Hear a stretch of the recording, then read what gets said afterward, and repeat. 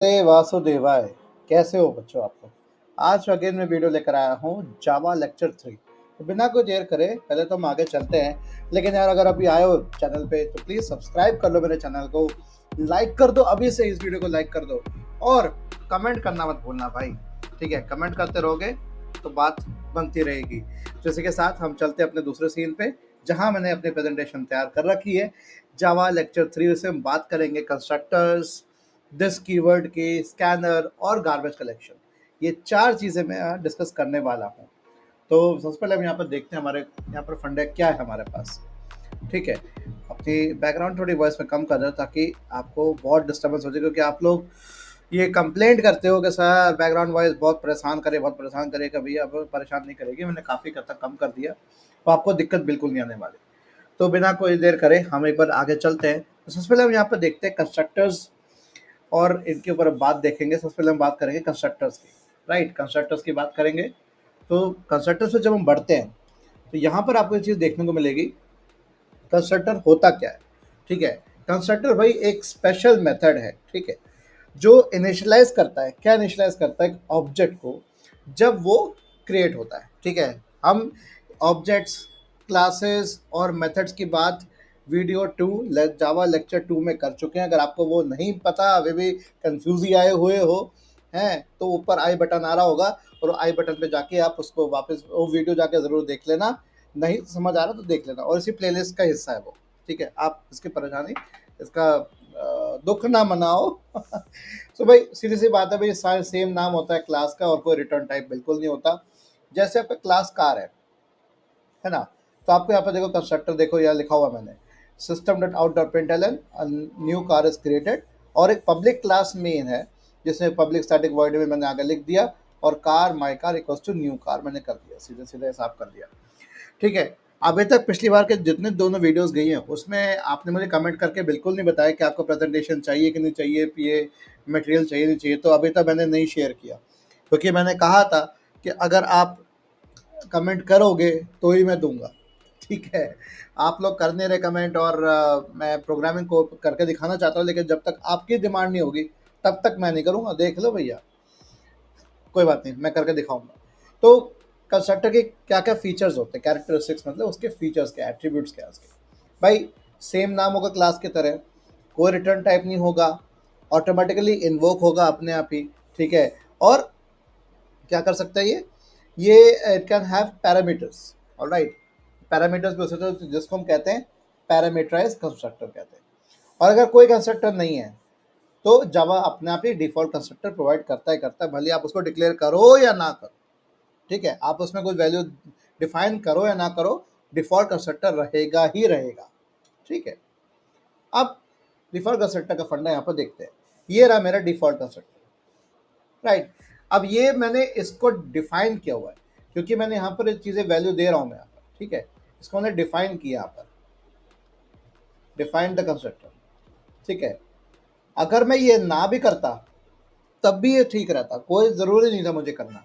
चलो मैं आपको करके दिखाता हूँ।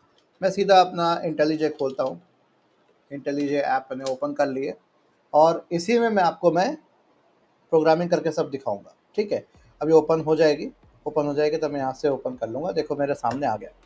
अगर आप अब देखो, मैं यहाँ पर अब जाता हूँ मेन डॉट जावा पे। मैंने बहुत सारे कोड बना रखे थे, क्योंकि लाइव क्लास के दौरान मैंने बहुत सारे बच्चों को पढ़ाया हुआ है। तो देखो यहाँ पे क्या है, सिंपल सा है। देखो ये तो मेरे को चाहिए क्लास स्टूडेंट। ठीक है, अभी जो प्रोग्राम एज इट इज़ है मैं उसी को एज इट इज़ यहाँ पर लिखने की कोशिश कर रहा हूँ। देखो स्ट्रिंग नेम और इंट एज। ठीक है, और इसके बाद मेरा आ जाएगा, देखो ये, इसको मैं और छोटा कर देता हूँ यहाँ पर। राइट, इसको और छोटा कर देते हैं ताकि मैं कोड के साथ साथ आपको लिख के दिखा सकूँ। देखो यहाँ पर कोड है, और यहाँ पर देखो मेरे यहाँ पर दिख रहा है आपको स्क्रीन पे, जो स्क्रीन है बेटा वो आपको एज इट इज़ दिख रही है। ठीक है, अब यहाँ पर हम देखेंगे, यहाँ पर मैं कंस्ट्रक्टर मैं बना देता हूँ स्टूडेंट, जिसे हम डिफ़ॉल्ट कंस्ट्रक्टर कहते हैं। नेम इक्वल्स टू, अच्छा ये आपको ये चीज़ दिख रही होगी, नो यूसेज। ये इंटेलिजे जो है, इंटेलिजे नाम का जो कंस्ट्रक्टर है, तो सॉरी कंस्ट्रक्टर कह रहा हूँ, माय गॉड, आईडीई है भाई ये। ठीक है, ये एडिटर है जिसमें जावा के कोड लिख के आप edit कर सकते हो। इंटेलिजे तो आपके इसके लिए भी इस्तेमाल होता है, ये ऐप्स डेवलप करने के लिए भी इस्तेमाल होता है। तो मैंने यहाँ पर जावा कोड के लिए इसको ले रखा है। तो ये दिखा रहा है कि भाई अब स्ट्रिंग नाम का भी कोई एक यूज अभी आ रहा है और इंटेज का अभी तक कोई यूज नहीं हुआ। ये बस वो यूसेज बताता है, इसको ज़्यादा परवाह मत करते, इसको मैं टर्न ऑफ भी कर दूंगा पीछे से, ठीक है। तो क्या करेंगे, अननोन और एज इक्वल्स टू 18, चलो 19 कर दिया तो कोई बात नहीं। अब इसका एक मेथड तैयार करते हैं जो कि है वॉइड डिस्प्ले, ठीक है। वॉइड डिस्प्ले भी मैंने यहाँ पर तैयार कर दिया। अब देखो ध्यान से, अब आएगा मज़ा। अब इसको मैं वही स्पेस देकर रखते हैं तो यार अच्छा लगता है ना कोडिंग का स्पेस देना, ठीक है, कैप होना चाहिए। System dot out dot print l n, ये मैं ऑलरेडी आपको बता दूंगा, dot out dot print l n, all right. इसको ना दिया नेम प्लस, ठीक है,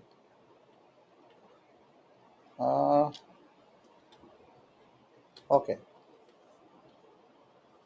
थोड़ा पीछे कर देते हैं, हाँ अब ठीक है, नेम राइट, फिर प्लस दिया मैंने यहाँ पर, पहले हाइफन लगेगा, नेम एज ईयर्स ओल्ड, ठीक है, इस तरह से मान कर दिया, या नेम एंड एज कर देता हूँ, चलो मैं ऐसे कर दिया, चलो नेम प्लस एज, फिर स्पेस दे के लिखा और इसमें प्लस भी देना था, प्लस भूल गया मैंने ना, ईयर्स ओल्ड नाम आ जाएगा, उसके आगे उसकी उम्र आ जाएगी और ईयर ओल्ड लिखा आ जाएगा, राइट। यही करना था मुझे, यही करना था। ये देखो मैंने ऐसे इसको, ठीक है, राइट, ये मैंने कर दिया, इसकी ज़रूरत नहीं है ना, इसको हटा देते हैं, ऑलराइट। ये आपका हो गया स्ट्रिंग, ये आपका काम हो गया स्टूडेंट का। अब यहाँ पे हमें स्टूडेंट का क्या बनाना है, अपन को क्या बनाना है, ऑब्जेक्ट क्रिएट करना है। देखो ऑब्जेक्ट कैसे क्रिएट किया हुआ मैंने, देखो ध्यान से देखो ऑब्जेक्ट कैसे क्रिएट किया हुआ, student S1 equals to new student, और आगे मैंने ये जो ब्रैकेट लगा रखे हैं ना बच्चे, ये जो नॉर्मल ब्रैकेट्स है, जो सर्कुलर ब्रैकेट्स कहते हैं या पैरेंथेसिस बोलते हैं इसको।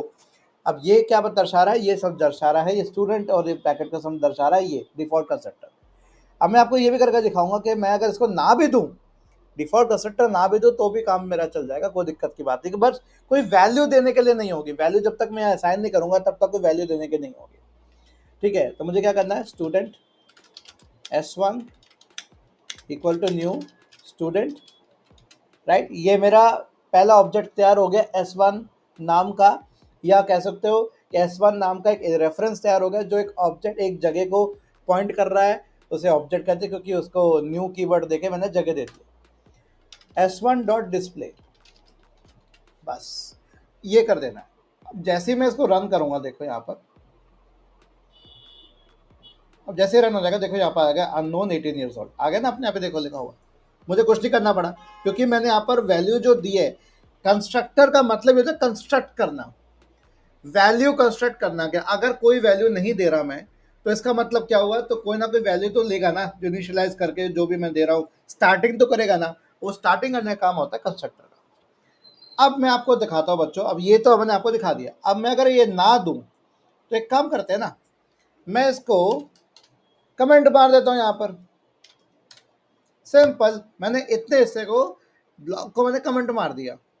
अब क्या होगा, अब देखते क्या आएगा, अब क्या कोई वैल्यू लेगा, वैल्यू तो अब मिलेगी नहीं इसको, क्योंकि कंस्ट्रक्टर ही वैल्यू दे रहा था, जब तक मैंने मेन में वैल्यू देने का कुछ फंडा किया नहीं, मैंने कोई असाइन नहीं किया, कुछ नहीं किया। अब देखते क्या आता है, अब देखते क्या आ रहा है, नल, नल वैल्यू आ रही है, नल एंड जीरो। तो स्ट्रिंग की जो डिफॉल्ट जो कह सकते हो जो नल वैल्यू होती है, जब कुछ नहीं दोगे, खाली स्ट्रिंग क्या होगी, नल्स, और खाली इंटीजर क्या होगा, जीरो। ये खासियत है जावा की। तो अब मैं आपको देखो, ये मैंने करके बता भी दिया, अरे भाई हो जा, अरे भाई हो, इसको थोड़ा बड़ा करें, यहाँ से नहीं होगा लल्ला, यहाँ से बड़ा नहीं होगा, हाँ अब ठीक है।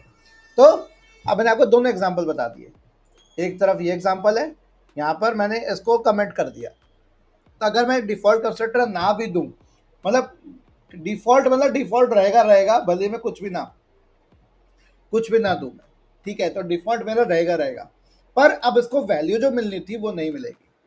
हाँ, मैंने डिफॉल्ट कंस्ट्रक्टर को अगर मैंने अब यहाँ पर ये हटा के कर दिया, तो ये क्या कर दिया, डिफाइन कर दिया कि भाई जावा भाई साहब, जो आपको मैं डिफॉल्ट कंस्ट्रक्टर दे रहा हूं, उससे मैं ये वैल्यू चाहता हूं, समझे बात को।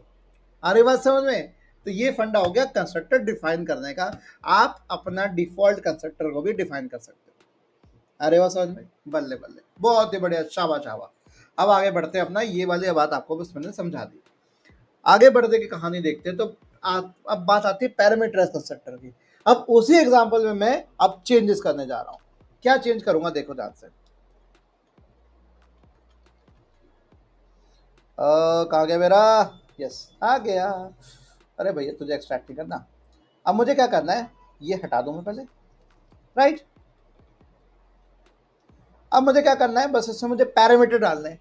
कंस्ट्रक्टर में डाला मैंने पैरामीटर, मतलब आर्गुमेंट डाले, क्या वैल्यूज लेगा।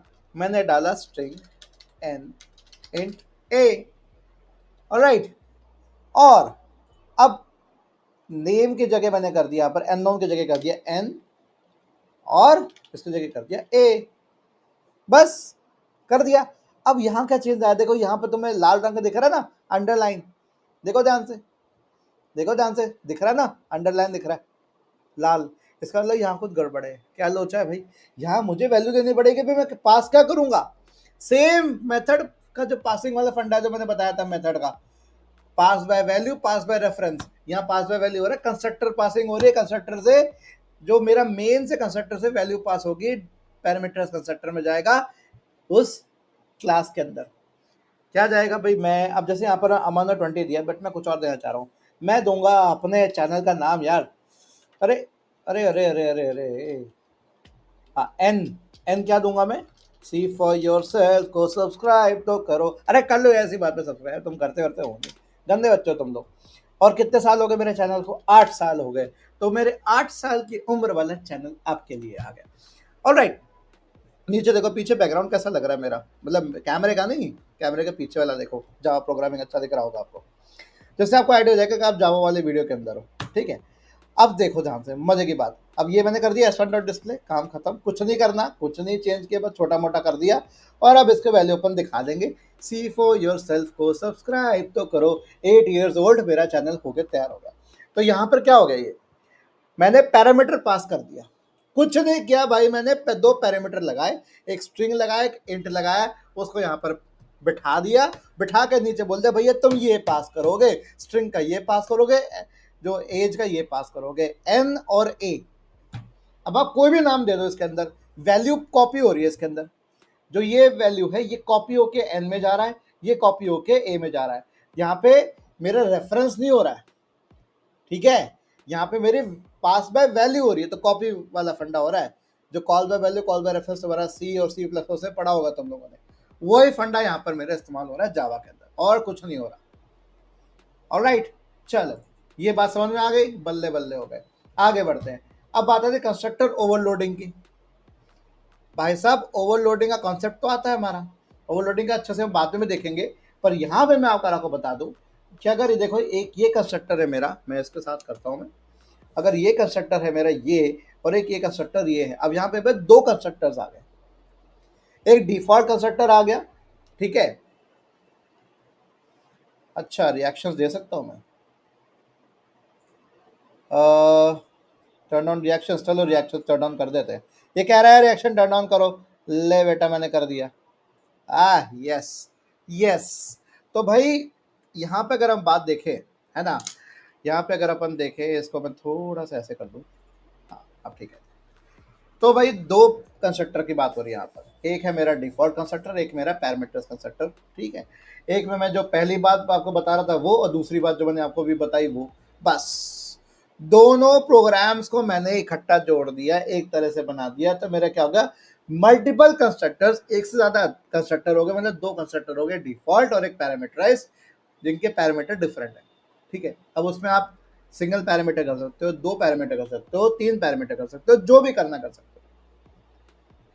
करके दिखाऊं, चलो अब इसी में मैं अलग से करता हूँ काम। अब मैं तीन कंस्ट्रक्टर्स लेता हूँ, ठीक है।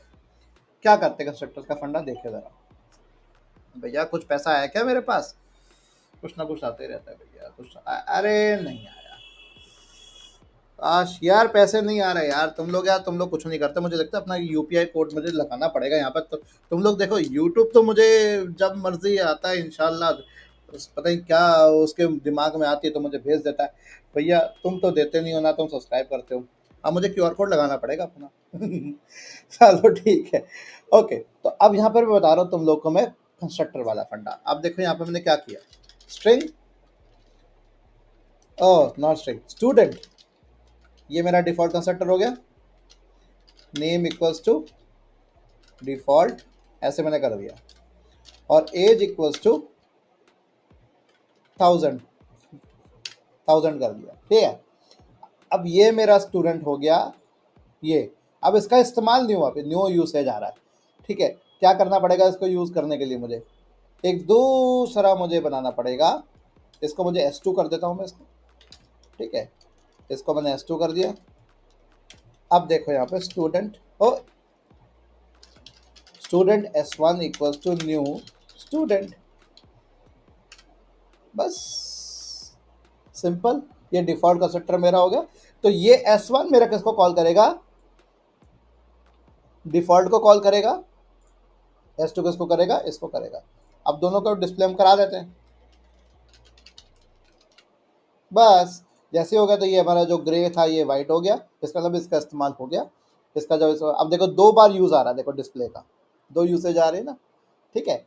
अब मैं एक और कंस्ट्रक्टर बनाता हूँ, अब जिसमें मैं सिंगल पैरामीटर दे रहा हूँ स्टूडेंट नाम का। इसमें मैं दे रहा हूँ स्ट्रिंग n, बस ये दे रहा हूँ और कुछ नहीं दे रहा। और यहाँ पे मैं दूंगा नेम इक्वल्स टू, अब n तो दे नहीं सकता तो मैं देता हूँ n1, ठीक है। बस ये दे रहा हूँ मैं, स्ट्रिंग नेम n1 दे रहा हूँ मैं, ठीक है। n1 ऑलराइट, n1 दे रहा हूँ मैं, रीनेम यूसेजेस, ठीक है। अब क्या करना है मुझे, अब मैं एक और बनाऊंगा ऑब्जेक्ट स्टूडेंट का S3, नया ऑब्जेक्ट आ गया। अब इसमें मैं दूंगा, ठीक है। अच्छा एज तो दूंगा, एज तो मैंने दिया नहीं, एज में कर देता हूँ, कितना दूँ, इतना दे दिया, एज इतना कर दिया। इसका मतलब ये, इसका मतलब हो गया कि मेरा सिग्नल वाला फंडा आ गया। तो यहाँ पर मैं क्या दूंगा, यहाँ पर बस मैं एक स्ट्रिंग दूंगा n1 के लिए, और मुझे कुछ पास नहीं करना है इसमें। मैं यहाँ पर दे देता हूँ, क्या दूँ, सब्सक्राइब नाउ, ठीक है। ये मैंने कर दिया। अब इसको भी डिस्प्ले करा दें, लो जी, S3 डॉट डिस्प्ले, टना। अब मेरे 3 स्टूडेंट हो गए। एक स्टूडेंट है जिसमें डिफॉल्ट कंस्ट्रक्टर है, ये मेरा डिफॉल्ट कंस्ट्रक्टर हो गया, ठीक है। दूसरा वाला कौन सा हो गया मेरा, पैरामीटराइज्ड विद 2 पैरामीटर्स, ठीक है। इसको बड़ा करके दिखाया था, लो यहाँ से देख लो। और तीसरा क्या हो गया, पैरामीटराइज्ड, तीसरा पैरामीटर विद 1 पैरामीटर। तो अब ये मेरा हो गया कंस्ट्रक्टर ओवरलोडिंग। क्या ये प्रोग्राम चलेगा बच्चों, बताओ क्या है प्रोग्राम चलेगा, देखते हैं। इसको ओपन करते हैं, रन रन रन कर दिया जी, रन। बिल्कुल भैया, एक डिफॉल्ट चला जिसका 1000 साल का, एक C4SF चला जो 8 साल का, और सब्सक्राइब ना करो 1 लाख साल तक का सब्सक्राइब करके रख लो, ठीक है। तो मेरा यहाँ पर डिफॉल्ट कंस्ट्रक्टर था, ठीक है। ये मेरा पैरामीटर कंस्ट्रक्टर था, और तीसरा भी पैरामीटर कंस्ट्रक्टर है, बस उसमें सिर्फ एक पैरामीटर दिया है, दूसरे वाले में मैंने 2 पैरामीटर दिए थे। तो ये हो गए मेरे कंस्ट्रक्टर ओवरलोडिंग। आ रही बात समझ में, समझ में आ गया तो भैया सब्सक्राइब करो, चैनल को लाइक कर दो, और लिख दो नीचे कमेंट में समझ में आ गया, टाइम स्टैम्प के साथ मेंशन करता कि भाई किस टाइम स्टैम्प पे क्या समझ में आया तुमको। चलो ये कहानी आगे, आपके आगे बढ़ते हैं। अब मोटा मोटा देख लेते हैं भाई कंस्ट्रक्टर और मेथड में क्या फ़र्क होता है। भाई कंस्ट्रक्टर कहता है भाई मैं सेम नाम से हूँ, क्लास का नाम जो होगा वो मेरा नाम होगा, ठीक है। मेथड कहता है मैं कोई भी आइडेंटिफायर चलेगा, वैलिड जो भी आइडेंटिफायर, मतलब जो नाम आप वेरिएबल के लिए रखते हो जो वैलिड होता है, जैसे अंडरस्कोर बाद में नहीं लगा, पहले बाद में लगा सकते हो, पहले नहीं लगा सकते। जो आइडेंटिफायर वाले रूल्स है C और C++ वाले, वही सेम जावा में चलते हैं। जैसे उसमें फंक्शन के मेथड का फंडा चलता है, यहाँ पे मेरा फंक्शन के सॉरी नाम का फंडा चलता है, यहाँ पे मेथड का नाम का ही फंडा चलता है। फंक्शन का मेथड क्या बोल रहा हूँ यार, मैं क्या बोल रहा हूँ, तुम लोग सब्सक्राइब भी करते हैं, मेरा दिमाग पगलाया हुआ है। तो रिटर्न टाइप की बात करते हैं। Constructor no return type, method कहता है भाई मेरे पास तो होंगे रिटर्न टाइप, वॉइड इंट वगैरह सब होगा। इन्वोकेशन मतलब उसको कॉल कैसे किया जाए, ठीक है, ये वाला हिस्सा, ये देखो, ये इन्वोकेशन कैसे किया जाएगा, तो ये ऑटोमेटिकली कॉल किया जाएगा जब ऑब्जेक्ट तैयार किया जाएगा। लेकिन मेथड तो को हमें कॉल करना पड़ता है, जैसे डिस्प्ले मेथड था, है ना, डिस्प्ले मेथड था और कंस्ट्रक्टर का नाम क्या था, स्टूडेंट, जो कि क्लास का नाम था। पर्पस क्या है भैया, कंस्ट्रक्टर का काम ही इनिशियलाइज करना ऑब्जेक्ट को इनिशियलाइज करना, उसको जगह जगह तो हमने दे दी, अब उससे वैल्यू क्या आएगी।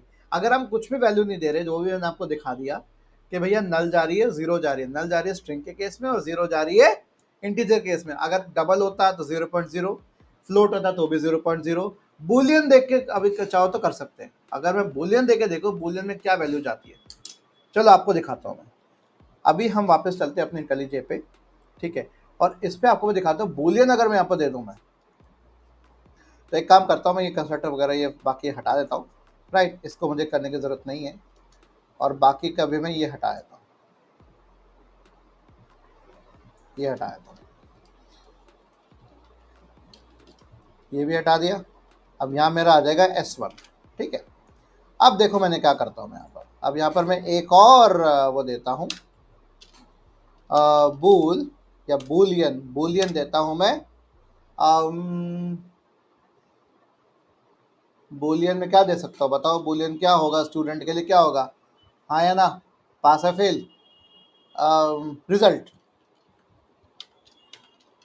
रिजल्ट, ठीक है, रिजल्ट पास या फेल, ठीक है, उसकी दो ही वैल्यूज हो सकते हैं, ट्रू या फॉल्स, रिजल्ट हाँ या ना, ऐसे आ सकता है। अब मैंने यहाँ पर देखो कोई वैल्यू नहीं दे रहा है, यहाँ पर मैं नेम की दे दी, एज की दे दी, डिफॉल्ट वैल्यू दे दी मैंने और कुछ नहीं दिया इसके अंदर।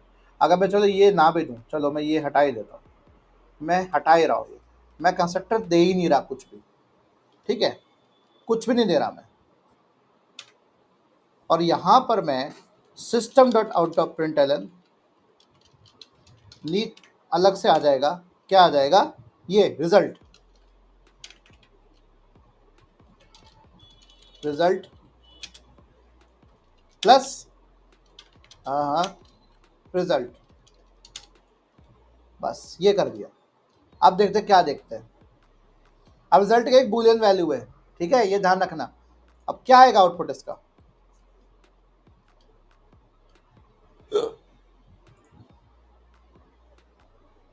तो डिफॉल्ट वैल्यू क्या आती है बूलियन की, फॉल्स। डिफॉल्ट वैल्यू बूलियन की क्या आती है, जब कुछ नहीं दोगे तो क्या मिलेगा इसको, फॉल्स मिलेगा। अरे बस समझ में, अब यहाँ पर आपको अच्छे से दिख रहा होगा, है ना, ये हो गया फॉल्स। वैसे स्ट्रिंग की डिफॉल्ट वैल्यू क्या आती है, नल, हम कुछ नहीं दे रहे, और जीरो होती है इंटीजर की। अगर मैं यहाँ पर इसको मैं इंट की जगह डबल कर दूं, डबल कर दूं तो क्या आएगी वैल्यू, वो भी दिखाया था, लो 0.0। फ्लोट कर देता हूं तो भी क्या आएगी, फ्लोट करूंगा तो भी आएगा 0.0, ठीक है, दोनों केस में आएगा। लॉन्ग करूंगा वो भी आ जाएगा, देखो लॉन्ग करता हूं तो क्या दिखाएगा, देखो 0, और कुछ नहीं करना, ठीक है, ये फंडा आपका। तो ये मैंने आपको अभी करके सारा दिखा दिया। चलिए आगे बढ़ते हैं। कौन सी मिस्टेक है जो आप कर सकते हो भाई, पहली बात तो सामने मिस्टेक आपको दिख ही रही है कि कंस्ट्रक्टर मैंने डिफाइन नहीं किया लेकिन अंदर मैं वैल्यू दे रहा हूँ, तो गड़बड़ी हो जाएगी, है ना। तो ये सबसे बड़ी मिस्टेक हो गई, इसे कंपाइलेशन एरर कहते हैं।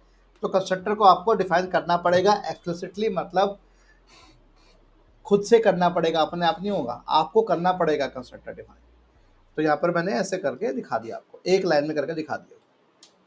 चलिए और कौन सी गड़बड़ी कर सकते हो भाई, वॉइड लगा दिया आपने, कंस्ट्रक्टर से पहले वॉइड लगा दिया, तो भैया वो मेथड हो जाएगा, कंस्ट्रक्टर नहीं कहलाएगा वो। भाई कंस्ट्रक्टर कुछ भी रिटर्न नहीं करता है, ठीक है, तो रिटर्न टाइप कभी नहीं लगता। अब ये कंस्ट्रक्टर की बात कहानी खत्म हो गई, ठीक है। अब ये बात यहाँ पे टाइम स्टैम्प नोट कर लो, हमने पूरे आधा घंटा ये इस पर डिस्कस कर लिया। आगे चलते हैं दिस कीवर्ड। तो 24 मिनट में आप समझ चुके हो कंस्ट्रक्टर का फंडा। तो दिस कीवर्ड की बात हम करने जा रहे हैं। क्या होता है दिस कीवर्ड भैया, ये एक ऐसा कीवर्ड है, एक रेफरेंस वेरिएबल की तरह है, जो रेफर करता है करंट ऑब्जेक्ट। भैया जो अभी ऑब्जेक्ट, जिस क्लास के अंदर जो ऑब्जेक्ट अभी अभी बना है, दिस इंस्टेंट मतलब इसी सेशन में बना है, इसी प्रोग्राम में बना है, अभी दिखाऊंगा आपको मैं, ठीक है, उसको रेफर करने के लिए होता है।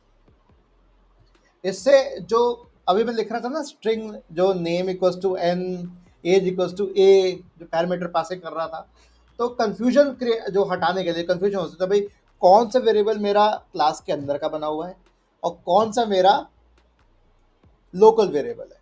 तो इंस्टेंस और लोकल वेरिएबल, लोकल इंस्टेंस कौन सा हो गया, ऑब्जेक्ट के साथ क्रिएट किया हुआ, और लोकल वेरिएबल हो गया with in the method. Alright, तो ये हेल्प करता है मेरे किस पे, कंस्ट्रक्टर चेंजिंग और रिटर्निंग द करंट ऑब्जेक्ट। चलो देखते कैसे करता है, सारी कहानी देखते हैं हम यहाँ पर। अब यहाँ पे हम फंडा देखते हैं सिंपल सा, ये क्लास पर्सन वाला। क्या कहते हो, प्रोग्राम करके बताऊं सीधा? लो प्रोग्राम करके बताता हूँ।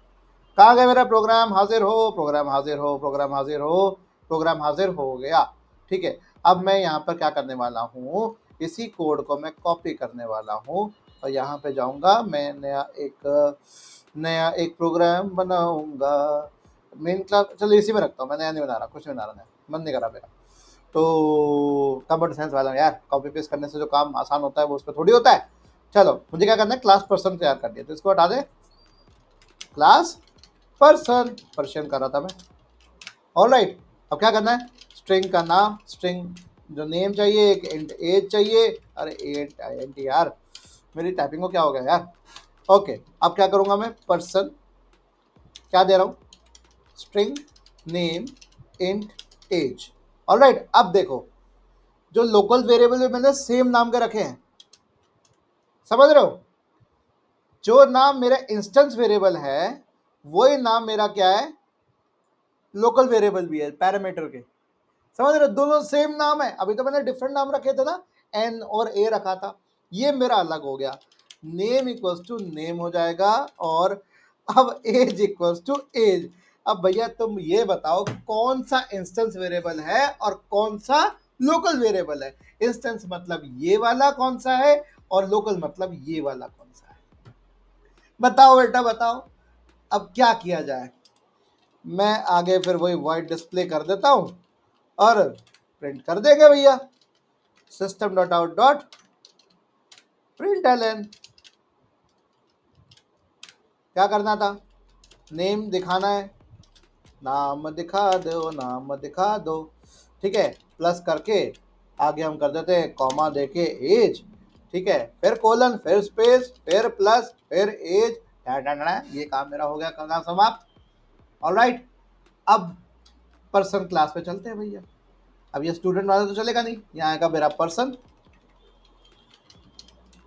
अबे डिफॉल्ट ले रहा है, ठीक है, अभी मैंने इसमें पैरामीटर नहीं दिया है, पर्सन, ठीक है, पर्सन मैंने कर देता हूँ पी डॉट डिस्प्ले, ठीक है। अब यहाँ पर मुझे पैरामीटर देने हैं, पैरामीटर मैं कह दूँ सी फॉर योर सेल्फ, यहाँ आदित्य नहीं दे रहा मैं, ठीक है, मैं अपना नाम नहीं दे रहा, मैं ऐसे करके बता रहा हूँ, और एज क्या है मेरे चैनल की, 8 साल, ठीक है, अब ये मैंने दे दिया। अब मुझे बताओ कौन सा क्या है इसके हिसाब से देखो मैंने हमेशा कर रखा है, इनकरेक्ट है, डजंट असाइन करेक्टली। तो लोकल वेरिएबल क्या हुआ, ये लोकल वेरिएबल हुआ, ये वाले, ये स्ट्रिंग नाम और ये इंट एज क्या हुए, लोकल वेरिएबल हुए, और ये नाम और ये एज क्या हुए, क्या हुए, इंस्टेंस वेरिएबल, मतलब क्लास के अंदर बैठाए गए जो मेरे वेरिएबल है, क्लास के वेरिएबल, उसे इंस्टेंस वेरिएबल कहते हैं, क्योंकि वो ऑब्जेक्ट के माध्यम से इनपुट लिए जाएंगे, ऑब्जेक्ट के माध्यम से एक्सेस किए जाएंगे। ऑलराइट, इसे कहते हैं इंस्टेंस वेरिएबल। तो क्या करें, इसको हम रन करके देखते हैं क्या आएगा। क्या आता है बच्चों, नम इक्वल्स टू नल आ गया, एज इक्वल टू 0, जब किया मैंने पास क्या किया था वैल्यू, मैं तो पास की थी वैल्यू, सी फॉर योरसेल्फ और 8 पास किया, गया क्यों नहीं, इसलिए नहीं गया क्योंकि यहाँ पर वो कंफ्यूजन हो गया जेवीएम को, भैया कौन सा क्या है, तो मेनू की पता, तो यहाँ पर हो गया कंफ्यूज ही आ गया।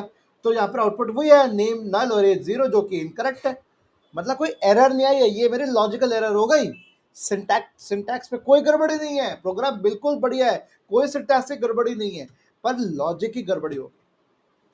तो इस लॉजिक की गड़बड़ी को दूर कर देगा, जिसका वेरिएबल की शैडो करना कह रहे हैं कि भैया लोकल वेरिएबल ने मेरे इंस्टेंस वेरिएबल को शैडो कर लिया, इसके परछाई आ गई, क्योंकि मैंने यहां पर वैल्यू पास की थी सी फॉर सेल्फ और 8 और वो वैल्यू आई नहीं, तो शैडो होगी वेरिएबल। तो करेक्ट कैसे करेंगे, हम यहां पे लिखेंगे दिस डॉट नेम और दिस डॉट एज करेंगे कि भैया जो नाम और एज जो तुम पास कर रहे हो पैरामीटर कंस्ट्रक्टर में, वो किस में जाएंगे, वो जाएंगे नेम और एज वेरिएबल की वैल्यू किस में जाएगी, नेम और एज किस में जाएंगे, क्लास पर्सन के नेम और एज रिस्पेक्टिवली में वैल्यू जाएगी। अब देखो क्या होगा फंडा, वापस आते हैं प्रोग्राम पे। अब मुझे क्या करना है, यहां पर करना है दिस डॉट नेम और यहां करना है दिस डॉट एज। अब क्या हो जाएगा फंडा, अब मेरा हो गया बढ़िया, देखो कलर भी चेंज हो गया, बल्ले बल्ले हो गई, शाबा शाबा हो गया। अब देखो क्या होगा, आगे वैल्यू नेम आ गया, सी फॉर योरसेल्फ और एज का आ गया 8 आ गया, है ना, कोई दिक्कत अभी तक। तो ये मेरा दिस का काम होता है। दिस हमेशा रेफर किसको करता है, इंस्टेंस वेरिएबल को। ये हमेशा ध्यान रखना, ये इंटरव्यू का क्वेश्चन बता रहा हूं मैं। दिस कीवर्ड जो कीवर्ड है इसमें दिस पॉइंटर नहीं है, तो सी लैंग्वेज या सी प्लस में आता है दिस पॉइंटर आता है उसमें, ठीक है। यहाँ पॉइंटर नहीं, यहाँ पर कीवर्ड है जो डॉट के साथ आपके इंस्टेंस वेरिएबल को बताता है, ठीक है। तो ये कीवर्ड आपका इंस्टेंस वेरिएबल को ही पॉइंट करते हुए, उसी को दर्शाते हुए बताता है कि भाई साहब ये आपका इंस्टेंस वेरिएबल है। और इंस्टेंस वेरिएबल हमेशा लेफ्ट साइड में होना चाहिए, ध्यान रखो भैया। असाइन किसको करवा रहे हो, इंस्टेंस वेरिएबल को असाइन करवा रहे हो, लोकल वेरिएबल को असाइन नहीं करवा रहे। लोकल वेरिएबल दे के आप इंस्टेंस वेरिएबल को दे रहे हो, क्योंकि किसके अंदर किसका कंस्ट्रक्टर किसका है, ये क्लास का कंस्ट्रक्टर है, किसी और का कंस्ट्रक्टर नहीं है, बाहर का नहीं है, इस क्लास का ही है। ऑलराइट, ये बात मैंने आपको समझा दी। आगे बढ़ते हैं अभी कहानी। अब एक आता है, एक कंस्ट्रक्टर दूसरे कंस्ट्रक्टर को भी कॉल कर सकता है, इसे कहते हैं कंस्ट्रक्टर की चेन। चेन बना दी मैंने, भैया एक कंस्ट्रक्टर कहता है मैं पहले मैं दूसरे को कॉल करूंगा, दूसरा जवाब देगा तो मैं बात बताऊंगा, क्या होगी फंडा देखो जरा ध्यान से, कैसे कॉल करा देखते हैं अभी, कंस्ट्रक्टर चेनिंग कैसे देखते हैं। अब यूजिंग दिस, अब कैसे चेनिंग करेंगे, दिस वाले ये इसकी तरह इसका इस्तेमाल करके, ठीक है, इसका इस्तेमाल करेंगे कि मेरा डिफॉल्ट कंस्ट्रक्टर है, पैरामीटर्स कंस्ट्रक्टर को कॉल करेगा। देख लो एग्जांपल, वापस चलते हैं अपने एग्जांपल में, और यहां मुझे कुछ नहीं करना है, ये मेरा तो सेम रहेगा। अब मुझे क्या करना है, यहां मैं कर दूंगा डिफॉल्ट कंस्ट्रक्टर। अब जो गड़बड़ी आप कर रहे थे ना, वैल्यू देने वाला फंडा जो कर रहे थे आप, इसको मैं कॉपी कर लेता हूं, कट कर लिया, चलो ये कर दिया। यहां आएगा मेरा पर्सन, डिफॉल्ट कंस्ट्रक्टर आ गया। अब जो मैंने वैल्यू भी कॉपी की ना सी फोर सेल्फ और 8, वो मैं यहां पुट कर दूंगा भाई, देखो समझे। यहां पे ऑब्जेक्ट तैयार हुआ, ये ऑब्जेक्ट तैयार हुआ, जैसे तैयार हुआ ये यहां पे जाएगा, यहां जाएगा, बोलेगा भैया आपको इसकी जरूरत पड़ेगी ले जाओ, ये नाम और एज की जरूरत पड़ेगी आपको, पर्ची पे लिख के दे दिया, ये वैल्यू आपकी। फिर नेक्स्ट में जाएगा, और हाँ इसकी जरूरत पड़ गई, तो ये हमारा दिस डॉट डेट हमारा हो जाएगा और मेरा काम आसान हो जाएगा। देखो क्या करूंगा मैं, सेम आउटपुट आएगा, एग्जैक्टली सेम आउटपुट आएगा, कोई फर्क नहीं अलबत्ता, कोई फर्क नहीं अलबत्ता। तो यहां पर मेरा हो गया 3 पत्ता। हालांकि मैं पोकर वोकर को मैं कभी वो नहीं करता, मत खेलना भाई, जुआ हुआ बिल्कुल मत करना। मेहनत की कमाई हमेशा आगे तक रंग लाती है, मेहनत हमेशा रंग लाती है, मेहनत पढ़ाई लिखाई सब बढ़िया रहती है। जो जिसमें तुम्हें पसीना बहाना पड़े, जिसमें संघर्ष हो, ध्यान रखना वही चीज बहुत बढ़िया होती है बच्चों। ठीक है, ये काम हमने देख लिया, मेहनत कर ली। अब देखते हैं इसके थ्रू तो आप मेथड भी कॉल कर सकते हो। ये क्या चीज है भैया, कुछ नहीं करना। अगेन मैं अपने इस पे जाता हूं, मैं अगेन मैं जाता हूं, आ गए भैया अपने इस पे। क्या करना है इसके अंदर, अब भाई सेम चीज है, इसको हटाते हैं, अब इसकी जरूरत नहीं ना, हटा दिया। अब मैंने यहां पर क्या किया, मैंने एक फंक्शन और डाल दिया, void introduce, this dot introduce। Function के अंदर ही, सॉरी इसमें नहीं देना मुझे, मेथड के अंदर यहाँ इंट्रोड्यूस में क्या करना है, system dot out dot println, क्या दे दिया भैया, हाय आई एम, क्या नाम है, जो भी नाम आप यहाँ पर एंटर कर रहे होगे, जो नेम वेरिएबल में आप दे रहे होगे वो नाम यहाँ पर आ जाएगा। ऑलराइट, या मैं कर देता हूं वेलकम टू, कर दिया, ठीक है, डन। अब डिस्प्ले में क्या कर रहा हूं, एक स्टेटमेंट और दे दिया, दिस डॉट इंट्रोड्यूस, लो जी, काम खत्म। अब ये क्या कर रहा है, ये मेथड के अंदर, डिस्प्ले नाम के मेथड के अंदर मैं दिस डॉट इंट्रोड्यूस कर रहा हूं, ठीक है, और नीचे मुझे कुछ चेंज करने की जरूरत नहीं पड़ी, बस एक छोटा चेंज आएगा जो मैंने कॉपी किया था वो मैं वापस पेस्ट कर देता हूं बस, क्योंकि मेरा पैरामीटर्स कंस्ट्रक्टर है, ठीक है, पैरामीटर्स कंस्ट्रक्टर है, बस सब कुछ वही सब सेम से रहेगा, सब कुछ बराबर रहेगा, बल्ले बल्ले रहेगा।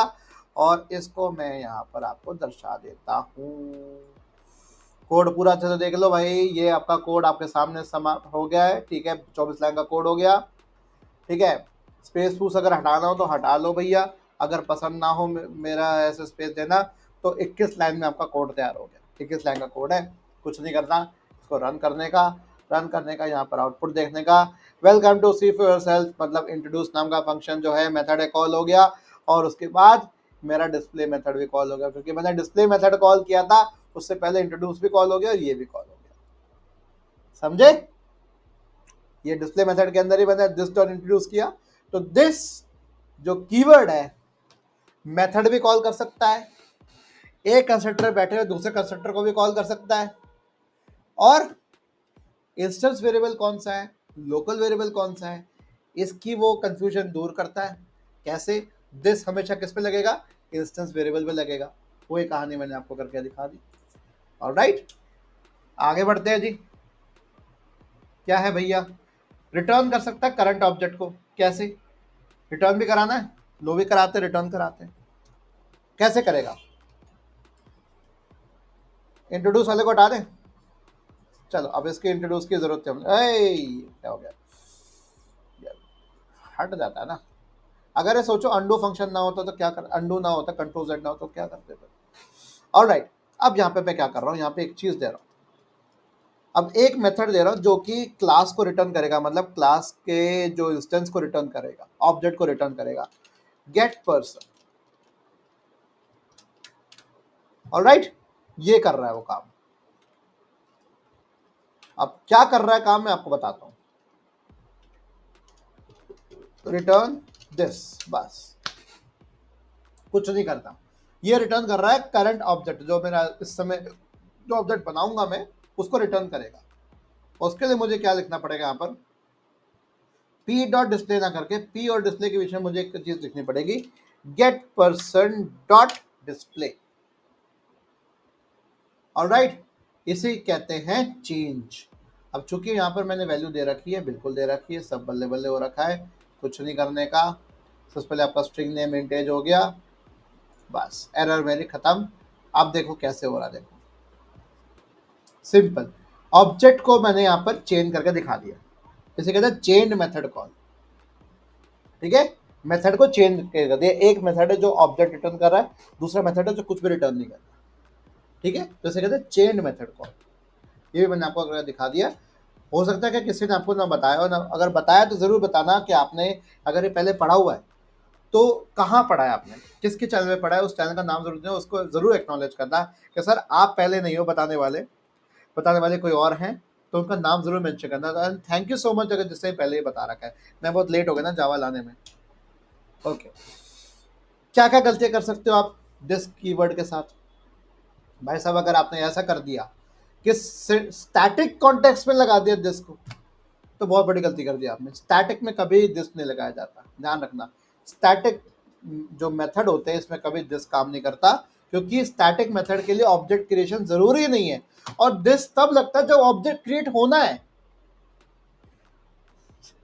दिस तब लगता है जब ऑब्जेक्ट क्रिएट होना है, तो भैया this can not be used in static methods, क्योंकि ये हमेशा एक ऑब्जेक्ट को रेफर करता है, इंस्टेंस को रेफर करता है। अरे बस समझ में।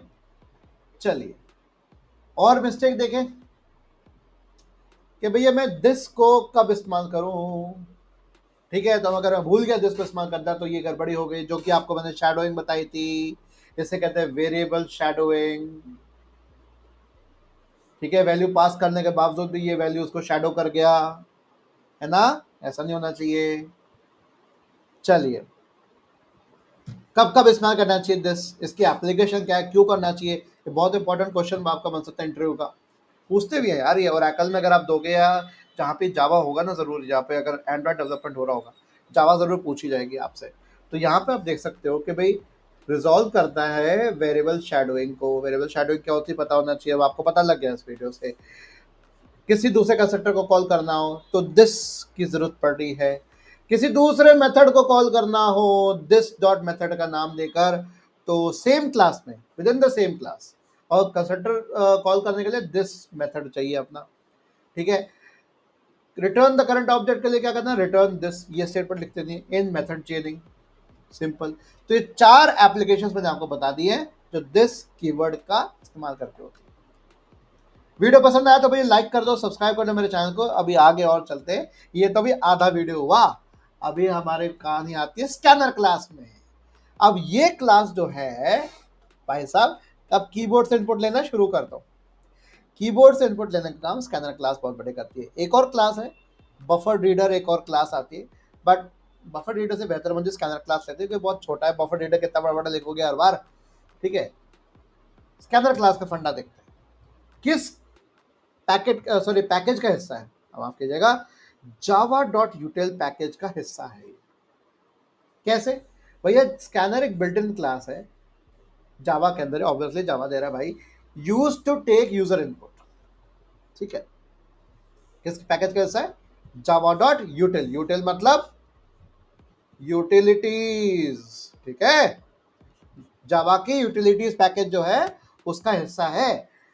ये क्या करता है, रीड करता है इनपुट एज स्ट्रिंग्स, इंटीजर और फ्लोट। देखते हैं कैसे काम करता है। काम कुछ इस प्रकार का करता है। ये कैसे करता है देखो, scanner scanner equal to new scanner. चलो आपको मैं कोड करके दिखाता हूँ। लो अब ये है ना, ये कोड करते हैं।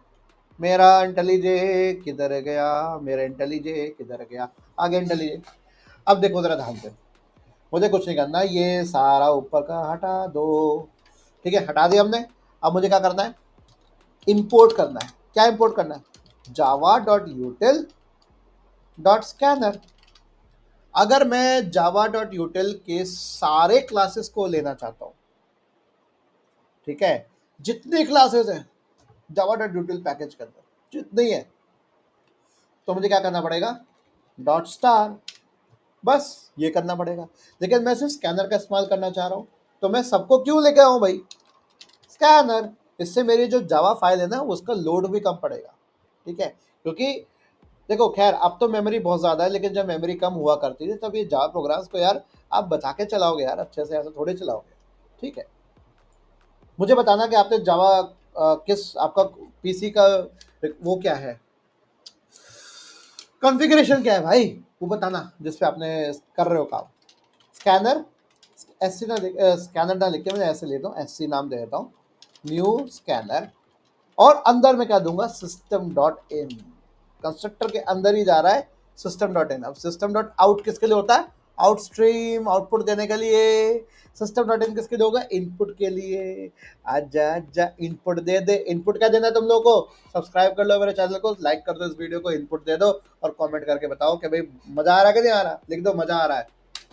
ऑल राइट, फिर इसके आगे देखते हैं system dot out dot print l n हमने कर दिया। और हमने आप मेंशन कर दिया, कुछ कुछ हो रहा है क्या, कुटर कुटर कुछ हो रहा था, पता नहीं क्या हो रहा था मेरे।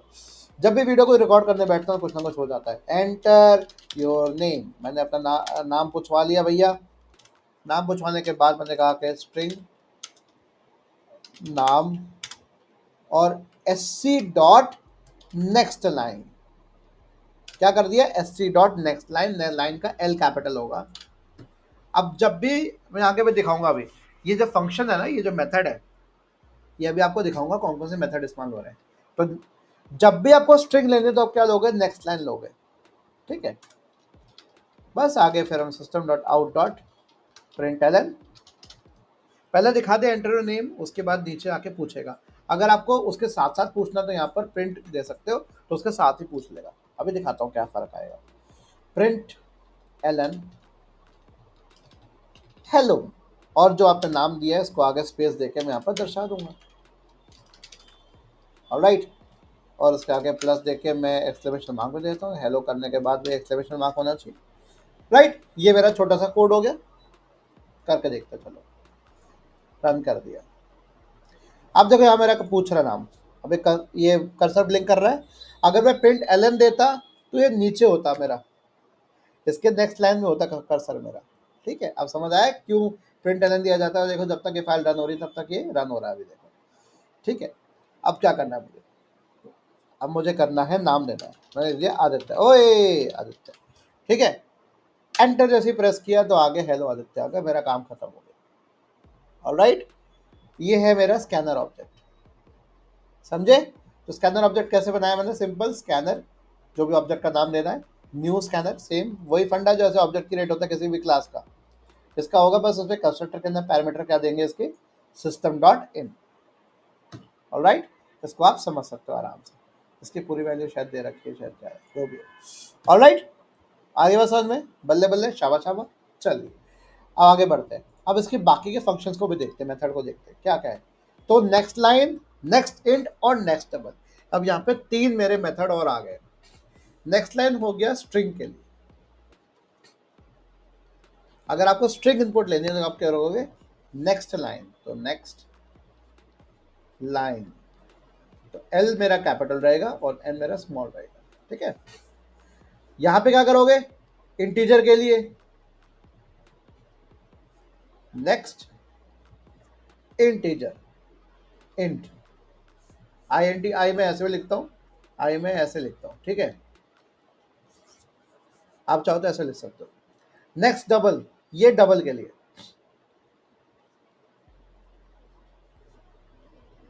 डबल के लिए नेक्स्ट डबल। ऑलराइट, ये मेथड आपके हो गए। अब आप इस कोड को खुद ट्राई करोगे और मुझे कमेंट सेक्शन में बताओगे कि सर हाँ मैंने कोड ट्राई किया विद द टाइम स्टैम्प। अब कौन सा टाइम स्टैम्प चल रहा है इस समय आप देख लो, जो नीचे सीख बार आती है ना, जो टाइम आता है उस टाइम को मेंशन कर दो। फिर से 47 अभी 32 हो गया, 47:32 मतलब 47वां मिनट 32वां सेकेंड। तो इस समय जो मैं बता रहा हूँ उसको आप मेंशन कर सकते हो कि सर इस समय मैंने आपका ये काम कर दिया। ओके, कौन कौन से मेथड्स है जो मैं आपको बताना चाह रहा था। नेक्स्ट लाइन होता है पूरा लाइन पढ़ेगा टेक्स्ट का, एक पूरी सिंगल लाइन जो होती है ना वो पूरी पढ़ेगा। अगर मुझे सिर्फ वर्ड पढ़ाना है, एक शब्द पढ़ाना है, एक शब्द रीड कराना है, इनपुट लेना है, तो मैं क्या करूंगा, नेक्स्ट लूंगा। ठीक है, स्कैनर डॉट नेक्स्ट। इंटीजर पढ़ाना है तो next int, decimal number double, तो उसमें फ्लोट भी आ जाता है डबल में। ठीक है, जो कि आपने सीओए में पढ़ा हुआ है, आपने सीओए में पढ़ा हुआ है, I triple E floating point 754 वाला पढ़ा है ना। उसमें 2 चीजें आती हैं, एक आता है सिंगल प्रिसीजन, एक होता है डबल प्रिसीजन। ठीक है, सिंगल प्रिसीजन और डबल प्रिसीजन। सिंगल प्रिसीजन होता है आपका 32 बिट का। ठीक है, ये होता है 64 बिट्स का, बता देता हूँ बिट्स हो जाएगा। ठीक है, तो 32 बिट्स का मतलब हो गया 4 बाइट्स, और 64 बिट का मतलब क्या हो गया 8 बाइट्स। तो वही आपका डबल होता है। ठीक है, ये जो डबल है आपका यही है, और इसी के अंदर 8 बाइट में आपका 4 बाइट भी आ जाएगा, है ना, तो सारा कुछ ले लेगा इसका। ऑलराइट, बूलियन करना है तो नेक्स्ट बूलियन करना होगा आपको, सिंपल ट्रू है फॉल्स लेगा, जो भी आपको लेना है, एडल्ट है कि नहीं है, हाँ या ना, ट्रू या फॉल्स। ऑलराइट, ये सारी चीज़ें आपके यहाँ पर मेंशन कर देगा। तो आपके मेजर मेजर जितने आपके डेटा टाइप्स है वो सारे आप इनपुट ले सकते हो बेस्ड ऑन दीज मेथड्स। अब इसको वीडियो को पॉज करके ज़रूर लिख लो इसको ध्यान से, फिर आगे बढ़ते हैं। कर लिया, बल्ले बल्ले। ऐड आ जाए तो भैया मुझे माफ़ करना, ऐड मैं देता रहता हूँ यार, कमाई तो मुझे भी करनी है भाई, ऐसे थोड़ी बैठा हूँ मैं। अब हैंडलिंग में इनपुट क्या गड़बड़ी आ सकती है, अब मैं आपको दिखाता हूँ कैसे क्रैश करेगा। अब इसमें कुछ एक्सेप्शन आ सकते हैं। इस एक्सेप्शन की बात हम ट्राई कैच में हम आगे देखेंगे। बस यहाँ पर एक कोड देख लो, जो जिस कोड से आपको एरर आने की संभावना सबसे ज्यादा है, जिस लाइन ऑफ कोड से या 2 लाइन 3 लाइन जो भी ब्लॉक है जिससे एरर आने की संभावना ज्यादा होती है, उसको हम रखते हैं ट्राई में, कि भैया ट्राई कर दो, गड़बड़ हो सकती है। और जब आ जाए, एरर आ जाए या एक्सेप्शन आ जाए, हमेशा बात आती है एक्सेप्शन की, हम यहाँ एरर नहीं कहते, हम कहते हैं एक्सेप्शन कहते हैं। कौन सा एक्सेप्शन आ सकता है? Input mismatch exception. कैसे? अब मैं यहाँ पर प्रिंट देकर लिख रहा हूँ इंटर योर एज, और यहाँ पर मैं एज को इंट एज में क्या दे रहा हूँ, नेक्स्ट इंट दे रहा हूँ। अगर मैंने टेक्स्ट दे दिया नंबर की बजाय, कोड बिल्कुल ठीक है, कोड में कोई दिक्कत नहीं है। अगर मैंने यहाँ पर इंट की जगह, मैंने इंटीजर की जगह नाम दे दिया, तो हो जाएगी गड़बड़।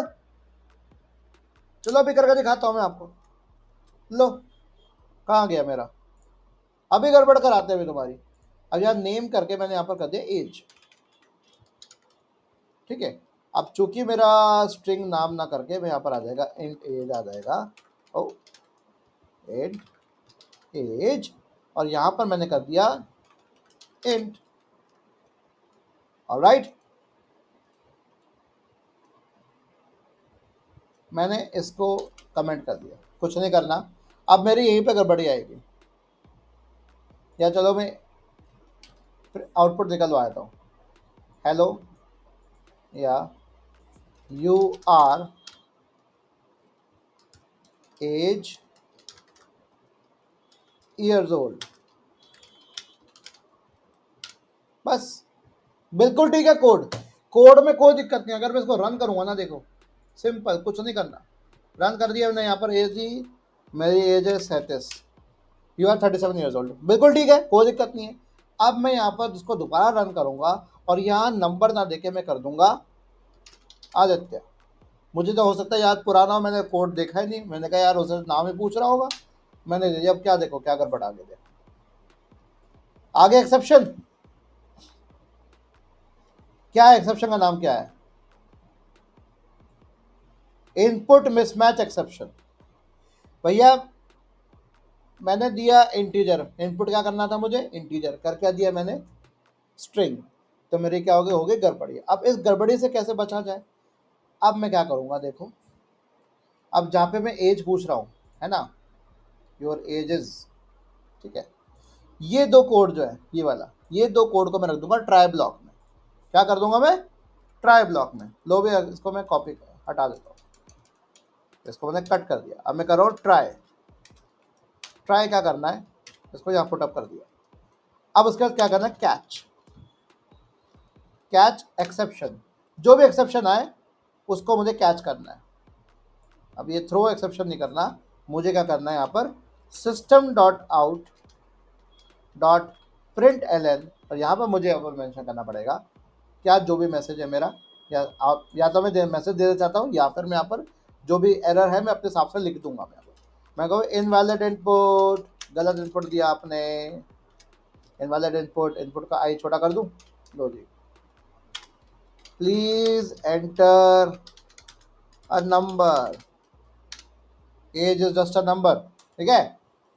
सो बस ये मैंने कर दिया। इसको कहते हैं ट्राई कैच, या try response, try with resources, या ट्राई विद रिस्पॉन्स, वो कहते हैं। तो ट्राई के साथ काम करने वाले को हम कहते हैं ट्राई के साथ। ये हो गया मेरा एक्सेप्शन हैंडलिंग, एक्सेप्शन पकड़ रहा हूँ, एक्सेप्शन को हैंडल भी कर रहा हूँ। और चाहूँ तो मैं इसके बाद ये भी निकाल सकता हूँ कि मैसेज क्या आना चाहिए, ई डॉट मैसेज, यहाँ पे ई डॉट गेट मैसेज, बस ये दर्शा दे, मुझे गेट मैसेज करके दिखा दे जो मैसेज आना चाहिए। एक तो जो मैं अपना मैसेज दे रहा हूँ, और मुझे जो भी एक्सेप्शन कॉल करे, एक्सेप्शन ई, एक्सेप्शन नाम की क्लास होती है, उसमें बहुत तरह के एक्सेप्शन बनते हैं आपके, ठीक है। तो कौन सी एक्सेप्शन कैच हुई वो भी देख लेंगे। रन करें, फिर गलती करूं मैं, अब क्या होगा, गेट मैसेज नल, कोई मैसेज डिस्प्ले नहीं होगा, बट नल शो हो जाएगा। लेकिन इस बार मेरा जो प्रोसेस फिनिश हो गया विद एग्जिट कोड 0, मतलब प्रॉपर एग्जीक्यूशन हो गया, कोई गड़बड़ नहीं हुई। पिछली बार क्या हुआ थी, गड़बड़ हुई थी मेरी। आ रही बात समझ में? तो इस तरह से आप एक्सेप्शंस को हटा सकते हो, ठीक है। ओके, अब नेक्स्ट काम आपको क्या करना चाहिए, कोई भी अगर आप प्रॉब्लम है कि जैसे मतलब नेक्स्ट लाइन के बाद मैं नेक्स्ट इंट ले लिया, नेक्स्ट डबल ले लिया, तो इससे क्या हो जाएगा, आउटपुट स्किप हो जाएगा। कैसे, अब इस तरह इस कोड को ध्यान से देखें। अब मेरे पास कोड बदल जाएगा, ठीक है। मैं क्या करूँगा, अब जैसे ये कर रहा हूँ, ट्राई कैच हटा दें, हटा देते हैं, राइट। अब देखो मैं क्या कर रहा हूँ, स्कैनर एससी बिल्कुल ठीक है, एंटर एज हो गया। ये इंट एज वाले को निकाल लेते हैं।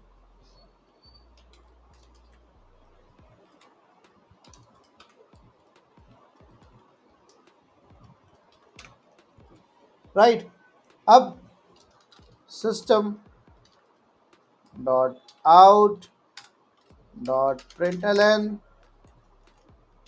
अब मैं क्या कर रहा हूँ, अब सिटी एंटर करना चाह रहा हूँ, एंटर योर सिटी, मतलब प्रिंट कर दिया मैंने, प्रिंट एलन ना दिया, चलो प्रिंट एलन कर देते हैं, प्रिंट ही कर देते हैं, कोई बात नहीं, दोनों साथ साथ आ जाएंगे। ऑलराइट, अब देखना, अब मैं कर रहा हूँ string city equals to SC dot next line, बिल्कुल ठीक करना चाह रहा हूँ मैं, लेकिन अब क्या गड़बड़ आ जाएगी,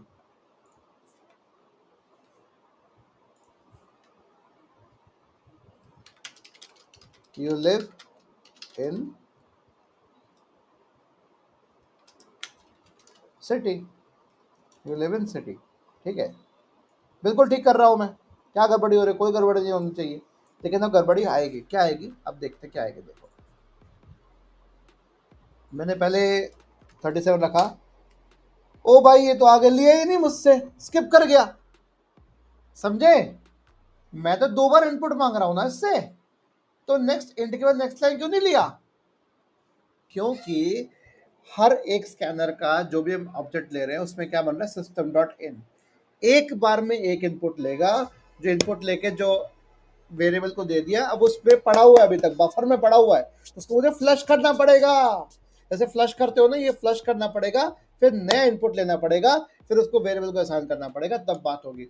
अब उसके लिए मुझे क्या करना पड़ेगा, मुझे बफर क्लियर करना पड़ेगा, स्कैनर डॉट नेक्स्ट लाइन करना पड़ेगा, कैसे करूंगा, बफर क्लियर करना पड़ेगा, क्या करूंगा मैं, नेक्स्ट इंट के बाद एससी डॉट नेक्स्ट लाइन, अब ये क्या हो गया, बफर हटा क्लियर कर देगा, जो ऑलरेडी पड़ा होगा अब उसको ये एम्प्टी कर देगा, खाली लाइन से कर देगा, क्योंकि मैं इनपुट तो दे नहीं रहा, कुछ भी नहीं दे रहा, तो एससी डॉट नेक्स्ट लाइन कर दूंगा और ये मेरा बफर हो जाएगा, काम खत्म हो जाएगा। क्या करेंगे, इसको रन करते हैं, सेम तरीका, 37 कर दिया।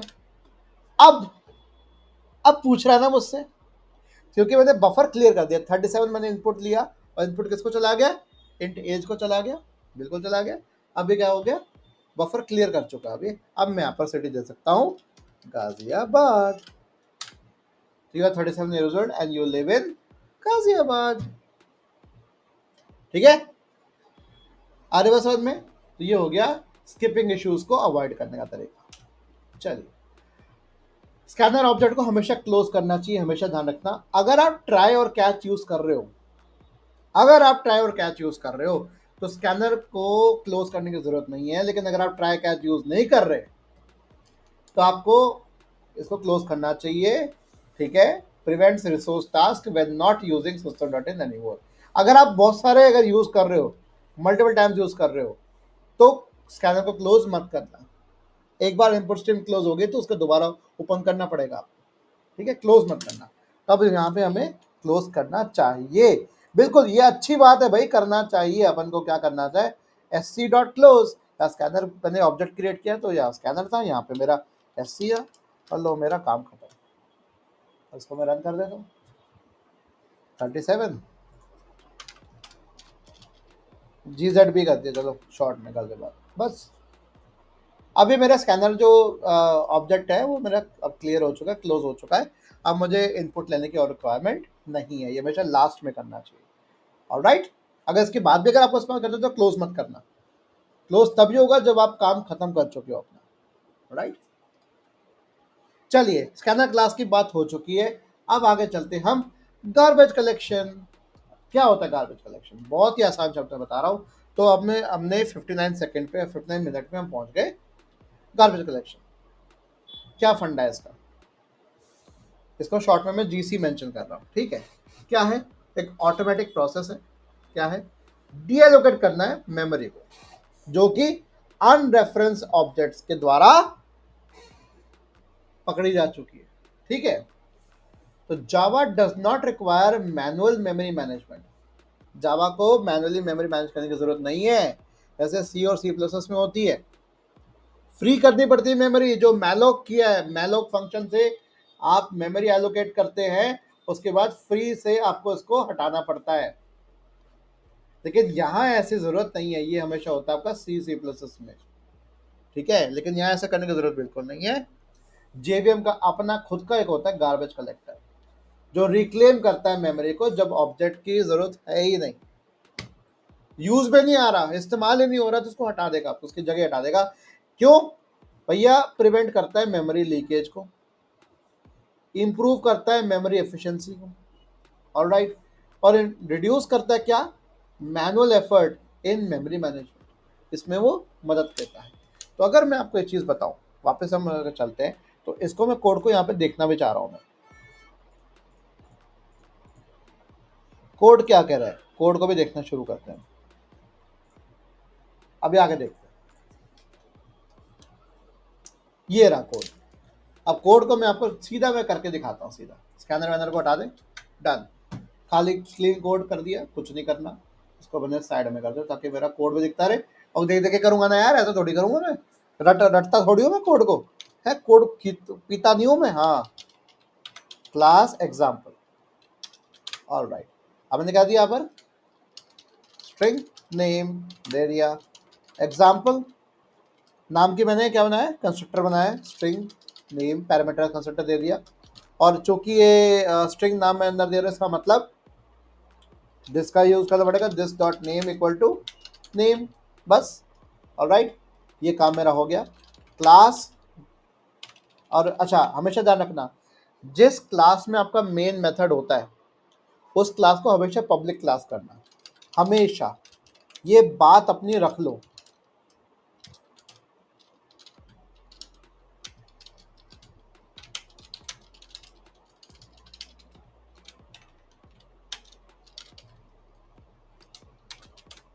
ऑलराइट, ये काम हो गया।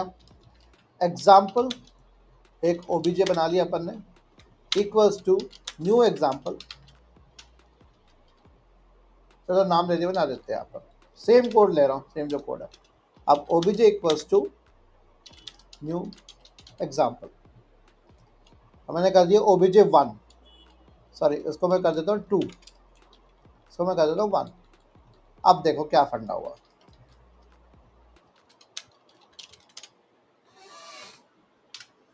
अब यहाँ पे क्या हुआ, जो पहला ऑब्जेक्ट मेरा बना था ये वाला, अब वो मेरा रेफरेंस हट गया उसका, ठीक है। Obj 2 equals to new example बन गया मेरा, सॉरी ओबीजे 1 को कर देता हूँ, यस।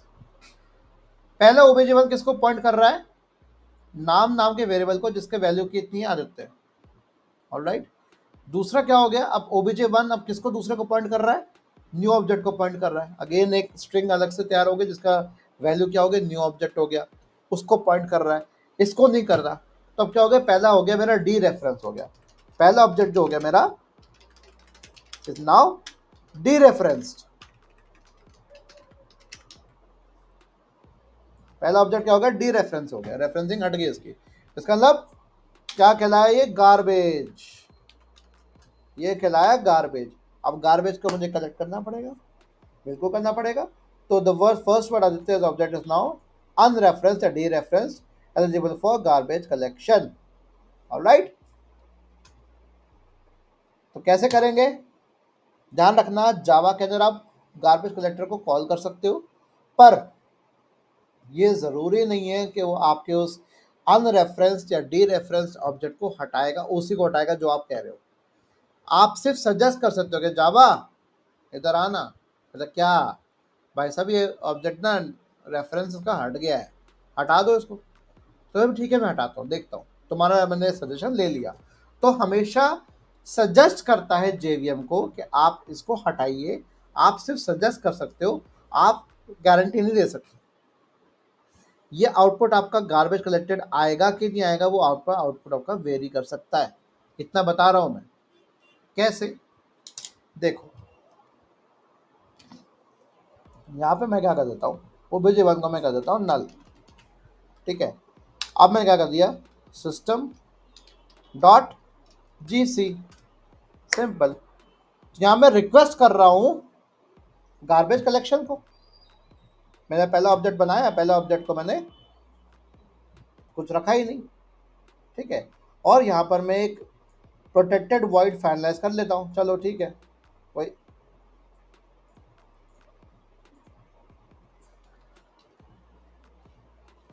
Protected void finalise.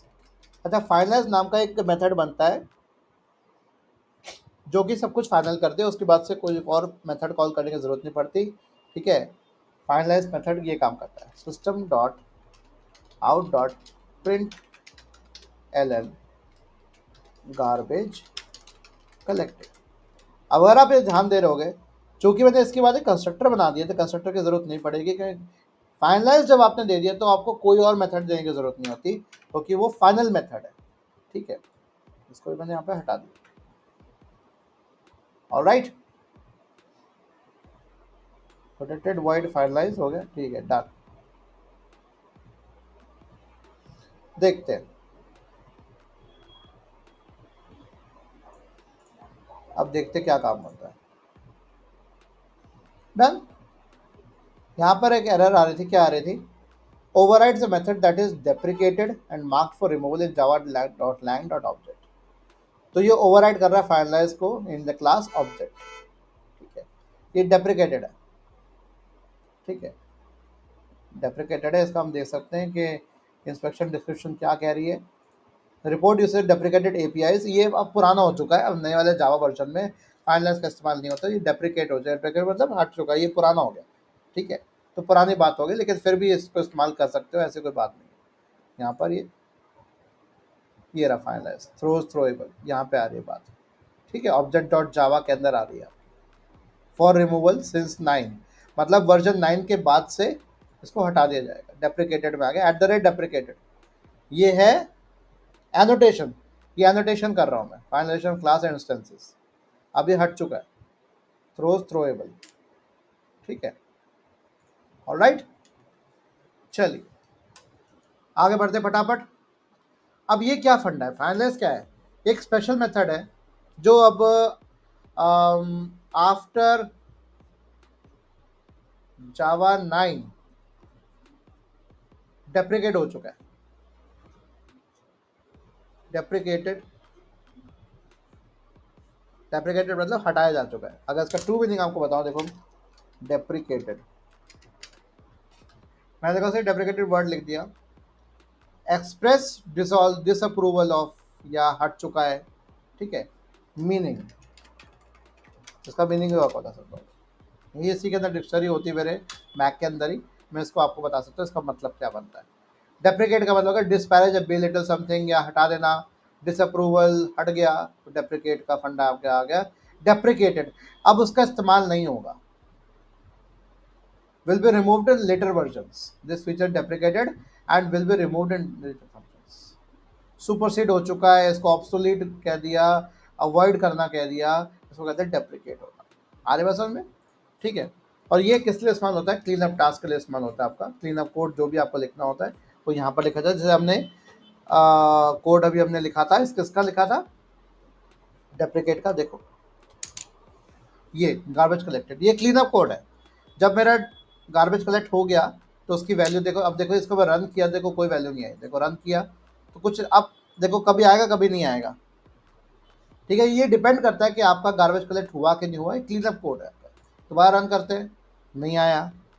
तो ये डिपेंड करता है, आपका आउटपुट वेरी कर सकता है, कई बार आएगा कई बार नहीं आएगा, कई बार आएगा कई बार नहीं आएगा। ऑलराइट, तो आप क्योंकि सजेस्ट कर रहे हो यार जावा को, ये अगर आप आ सकते हो, मैं सजेस्ट कर रहा हूँ।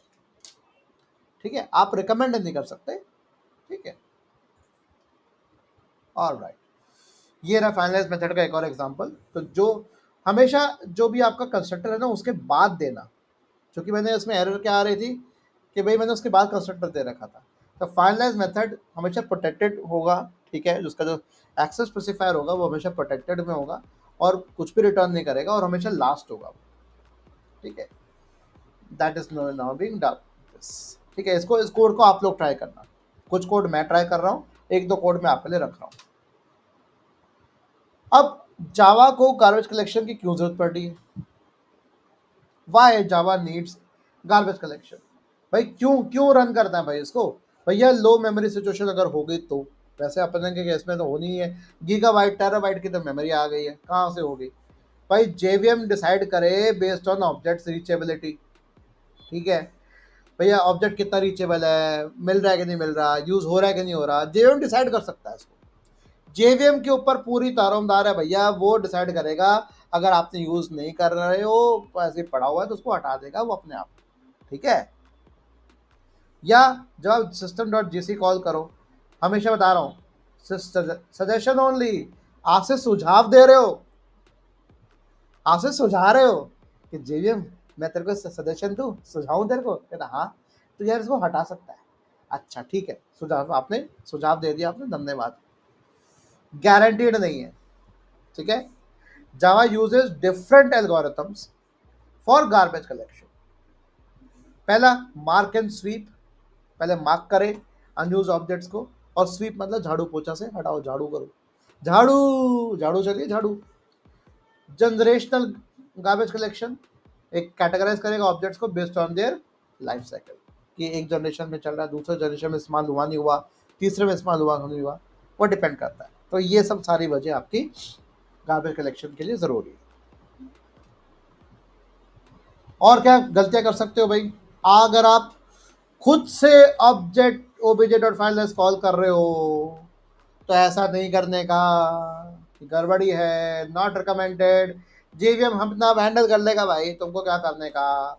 तो सिस्टम डॉट जीसी कॉल करो, assuming that system dot GC always runs the garbage collection, it only suggests GC garbage collection, does not guarantee execution, and JVM decides when to collect the garbage, ठीक है। तो इसी के साथ and करते हैं अपने इसको और वापस अपने सीन पे आते हैं। तो कैसा लगा मेरा वीडियो, पसंद आया कि नहीं आया? आया होगा यार, इतने मज़े से मस्ती में पढ़ा रहा हूँ यार मैं। तो पसंद आया तो इसको लाइक कर दो, सब्सक्राइब कर दो मेरे चैनल को, और बस कमेंट करना मत भूलना। और अगर आपको पीपीटी चाहिए तो प्लीज़, मैं बार बार कह रहा हूँ, मेरी नीचे मेंशन कर दो कि सर मुझे हमें पीपीटी चाहिए, तो मैं अपनी ऐप पे डाल दूंगा, ठीक है, ऐप पे डाल दूंगा, तीनों पीपीटी डाल दूंगा मैं, मुझे कोई दिक्कत नहीं है बच्चों, ठीक है। चाहो तो मैं गिटअप में डाल दूंगा, गिटअप से भी मैं कोशिश कर रहा हूँ ये अपनी सारी जो नोट्स है अपने गिटअप के ऊपर डाल दूँ, मैं रिपोजिटरी में डाल दूँ, ताकि आप रिपोजिटरी से भी एक्सेस कर सको। बट ये आप मुझे मेंशन करो कि आपको रिपोजिटरी में चाहिए या मेरे ऐप के अंदर चाहिए, जो आपको सहूलियत हो। इसी के साथ ओम नमो भगवते वासुदेवाय, हरे कृष्णा।